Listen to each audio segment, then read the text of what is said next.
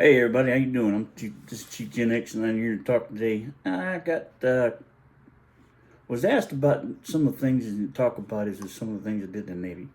I figured if we go from this very first start and work our way through my illustrious career, we could go through this a little bit by little bit. Maybe I wouldn't screw it up too bad, and maybe I might remember some of it. Um, First thing I want to go through is what we call Meps. It's an acronym. You're going to hear acronyms. You're going to hear me say acronyms all day long, all year long, whatever the case may be. Meps stands for Military Entrance Processing Station. I had to think about that for a minute. Military Entrance Processing Station. This is where you go in there and you do everything from taking written tests to walk around in your boxers and walk like a duck. I shit you not. You squat around and walk like a duck in your boxers. Up to the point where the old boys grabbing you, for the men, they're grabbing your cojones and you cough when you're like, the only thing you can do is, for a 17, 16, 17, 18, 19-year-old boy, it's a little traumatizing if you're not used to it or you're not ready for it. Mine, I can say I took several trips to the MEP station, not because I'm a dumbass, it's because I had several issues going on, medical type. And no, they aren't talking about this one up here. They hadn't figured that out yet. It took them about 20 years to figure this one out. When I came in the Navy, I had already had open heart surgery when I was the age of 3. I'll go back in there and we'll digress that later on. All right, so I had a ticker issue. All right, hadn't had issues playing football, crinkled up, busted up hands and stuff like that. So the Navy wanted to make sure I was doing okay. They really was worried about the old ticker. They were like, oh, wait a hell a minute. Now, you have to remember, you have to know something though. At the age of 3, I had his open heart surgery. If I didn't have it, I wouldn't be here. Okay? That's just the way it was. It was do or die. Okay? Did it. 6 months later, I'm driving my mother nuts. I'm running around the house like nothing happened. She's going crazy because she thinks I'm going to freaking overexert myself. And, along comes school. I'm doing sports. I'm doing basketball, football, any type of sports, anything else. Basically, get out of the house and she keep from driving my mother crazy. She had no problem saying, "Get your ass out of the house. Go get out of the house." All right. She didn't have a problem with that. Once the doc said I was good to go to do anything I wanted to, out the door I went. I was gone. All right. I tried to play anything I could. Baseball I sucked at. I love baseball, but I sucked at it. I was okay at football. Basketball I was all right at. So I played those 2 sports. Tried wrestling for about a half a day. He said, man, that's way too much for my energy. All right. So we did that. Went through all through high school, played football, basketball, whatever the case may be. All right. Get to the MEP station. They start looking at my chest. They're like, oh shit, I got a nice little zipper. It goes from right here to, but you're only down about 18 inches where, I was 3 years old. It went from belly button to about the esophagus here and then down to the belly button. So it was pretty cool back then. When you're 19, it's like 18 inches long. So for me, it wasn't no big deal. I've been living with almost all my life. I was like, okay, whatever, no big deal. But you had to see the look at the general medical officer's eyes when he first saw it. I took my shirt off. He was like, "What the hell is that?" I look at him like, "Oh, this ain't nothing, Doc. You should check out the ones around my crotch." And I did. I had stitches, scars around my crotch area. That was from the bypass, when they did the bypass. They did a bypass when they were doing it, when they were playing on my heart. They were doing a bypass. And in the old school days, back in the 70s, they went from the veins around your cojones. Yeah, up to your chest part. Well, I don't know if you can see right there, but right in there, right around your chest area. So they did that bypass thing in there. And that's where they went from, around the cojones to around the chest areas here. Right? And I thought he was going to shit himself. That look on his face, he was like, "What the hell is that?" And the first words out of his mouth, "What the hell is that?" I was like, "Doc, it's a scar. I had open heart surgery." "They didn't on your medical record." "Yeah, just look down there. Degenerative heart disease." And he's like, "Oh, okay." He couldn't believe an 18-year-old kid knew what the heck he was talking about with his heart. Two, he couldn't believe an 18-year-old kid was sitting there with a scar on his chest, wanting to come and join the military, and thinking he could get away with it. Well, I did. Here I am. Basically, so it was from there, it was a series of appointments, scheduling with cardiologists, specialists, electrocardiologists. I mean, I went to Meps station, one, two, three, four, about 4 times before they finally said, okay, we'll let you go in, we'll let them give you a waiver. Let the Navy, we'll give you a waiver, we'll write up a waiver for you, and we'll let the Navy decide. This was 4 times I had to go through with the doctors just to say, okay, we'll let the Navy decide. We're okay with it, so let's let the Navy decide what they're going to do with you. All right, fine. Cool thing, at the Grand Hotel in St. Louis, Missouri, that's where they kept all the recruits, or the wannabe recruits, or soon-to-be recruits. Everybody that shipped out in my area went through St. Louis, Missouri. We all went to the Grand Hotel. That was a sweet hotel. And we tore that mother up all day long. Every dang time I was there, we tore that place apart.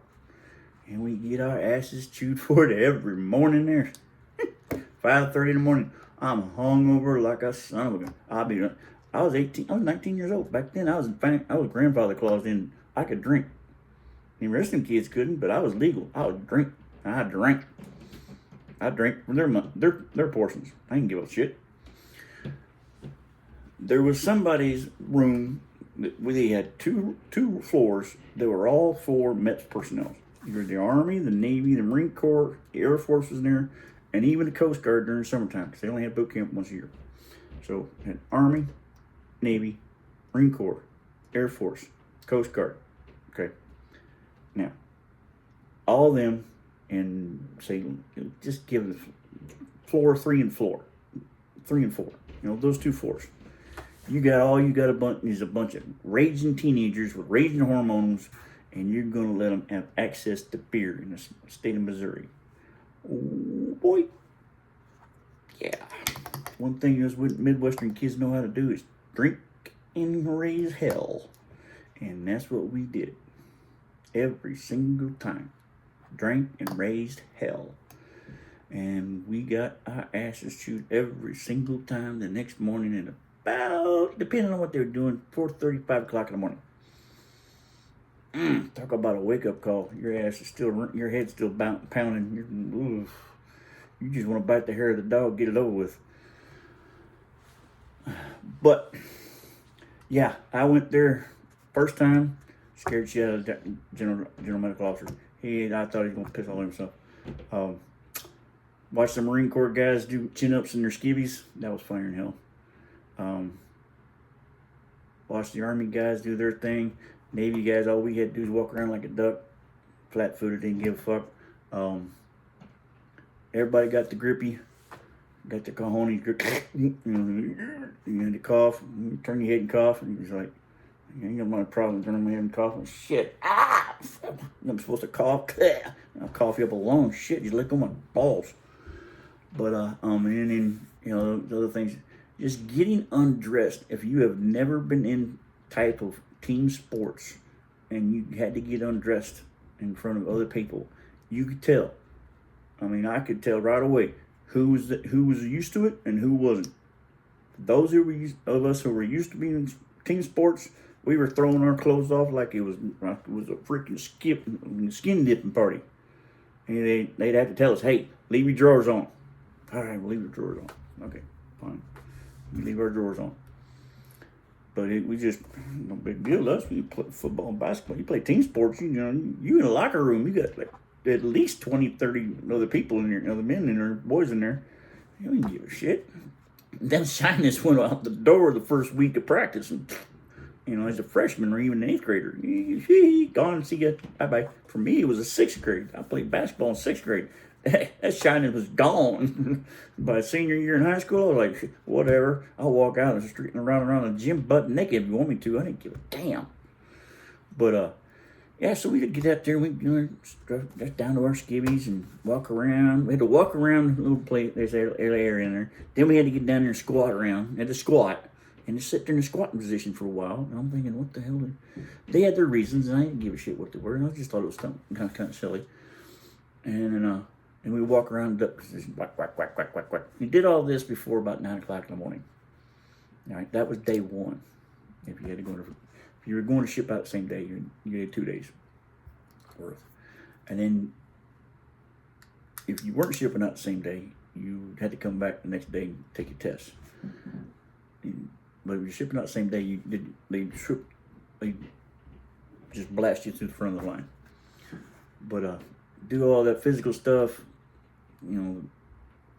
they check you from head to toe. They look at your toenails, your fingernails, your freaking wrists, your knuckles. They would go from head to toe to tail. They check your hair on your head, hair in your ears. I'm not even old enough to have hair in my ears at the time, but they're digging in there looking at the follicles in my ear. I'm like, what the hell?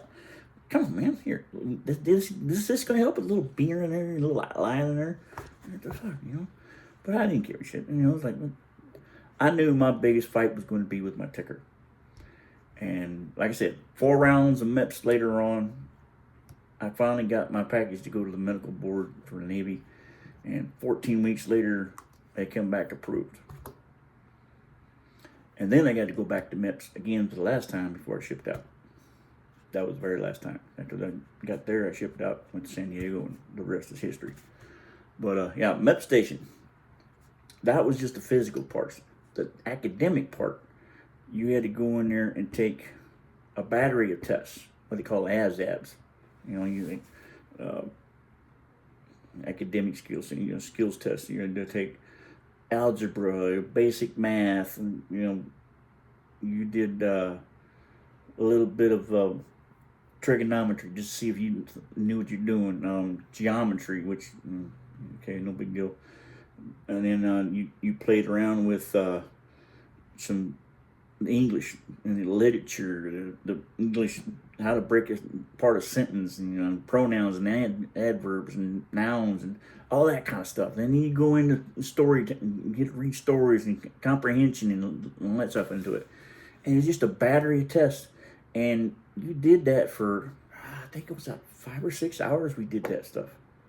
And your brain, you come out of that thing, and I don't give a shit who you are. Einstein would come out of that son of a bitch like, you're like a fucking vegetable. After 6 hours of getting beat down in test after test, some of these tests were 5 minutes long. Some of them were an hour and 25 minutes long. Some of them were 2 hours long.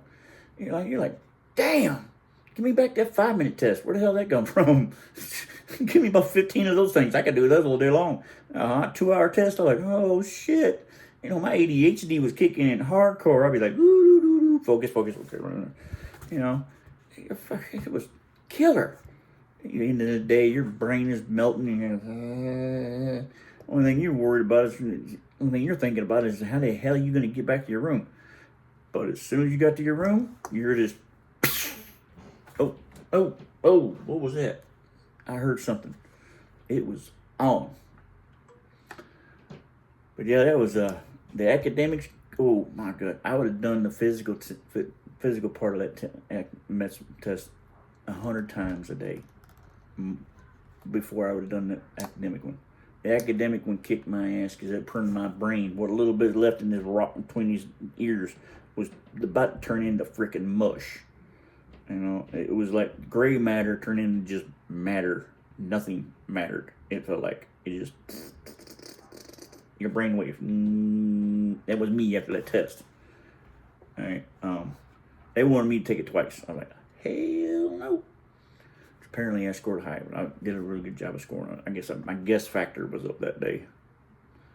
But yeah, and if you scored high enough on one area, they try to reclassify you, which meant they try to put you in another job. And you had to be careful with that. You had to be real careful about that. They put you in another job you didn't want. You're like, hey, wait a fucking minute. And you 17, 18 years old, you're too damn scared to say anything because you don't know what to do. Unless you're like, hey, wait a minute. If you're a military brat, you're like, wait just a hairball minute. I knew what I was wanting. I knew what I was getting. I got what I wanted, and I had it in writing. So I knew the first thing my mom told me is don't trust Uncle Sam for shit unless he's got it in writing and you who have signed it and he's signed it. And it's in triplicate. And that's what I did. I had them put it all in writing, which they did. I signed it, they signed it. We was good to go. And it was in triplicate. And I got one copy for my own. And actually, I think I still got the original copy somewhere. I don't know if you can read it anymore because the old dot matrix printer back then, but I got it somewhere around here. But there was one thing, it was bound to turn. Do not agree to anything with Uncle Sam without it being in writing. Don't do it. Just say no. Not no, but hell no. And if you got a good recruiter, he gonna make sure you don't get screwed in there. All right. But yeah, that was the Meps station. It was a hoot. They fry your brain. They play with your body. They twist you up, turn around, and all around, and try to grab the places you didn't want to be grabbed, and all that stuff. All just to make sure that you're going 1% of the 1%ers in the United States military. Because the Navy and the military in general, it's only going to take 1%, the top 1%. Sometimes I wonder which top 1% they were talking about. And we'll go into that later on too. Because some of y'all, I served with some of y'all.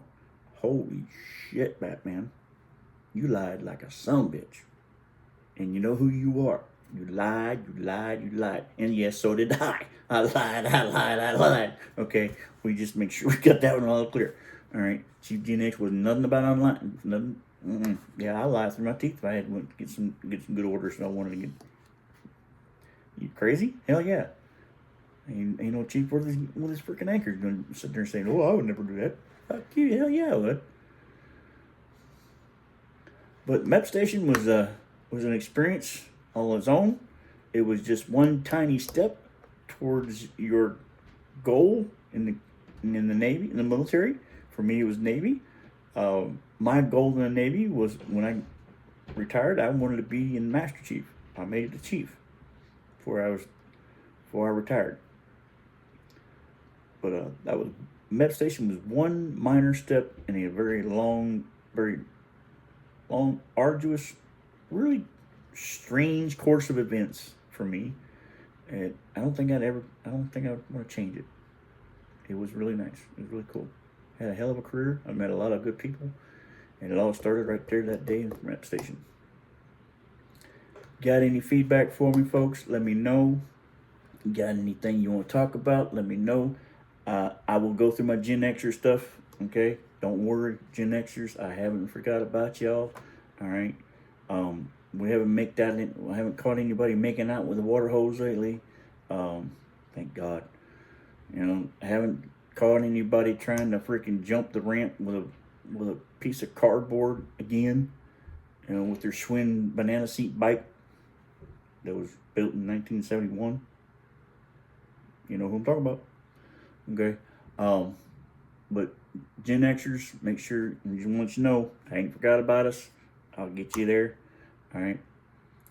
I will say, if y'all like the content, what you see, please know that I'm on TikTok, I'm on Facebook, I'm on Instagram, and what the hell else is there? TikTok, Instagram. I mean, this is how bad I am. This is my memory. TikTok, YouTube. The youngest one got me on a YouTube channel this weekend. All right. So we're looking at YouTube, TikTok, Instagram, Facebook. We got them all. All right. I may have missed one, but if I did, y'all need to let me know. Okay. TikTok. It is Chief Taz09. YouTube is Chief Gen X. For Facebook, my regular page, y'all know it. S. Ray Robinson. And, everybody knows it. Okay? The other one, Chief Gen X. That's the one I'm trying to get y'all to go to. All right, she quit clogging up my other one. Bastards. All right. Instagram channel. Here we go. ChiefTaz029. Okay. There you have it. I'll do this again. I'll do another separate content one just with all of them on there so everybody knows. But y'all have a good day. For those of us that are military, remember 22 a day is 22 too many. Please do our part. And with that, I'll say, hoorah, go Navy. Chief Taz out. Chief Gen X out.